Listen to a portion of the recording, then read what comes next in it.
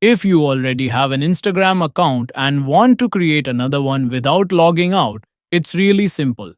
First, open the Instagram app and tap on your profile icon at the bottom right corner of the screen. Then tap the menu icon with three horizontal lines in the top right corner. Scroll down and tap on Add Account. You'll now see two options. Tap on Create New Account. Now choose a unique username for your new account, something that's not already taken. Tap Next and then create a secure password. After that, tap on Continue and Sync Contacts. If you want to find friends or skip that step, Instagram may ask you to enter a phone number or email for account verification. Enter it and follow the instructions. Once everything is set up, your new Instagram account will be created and it will be automatically added to your app.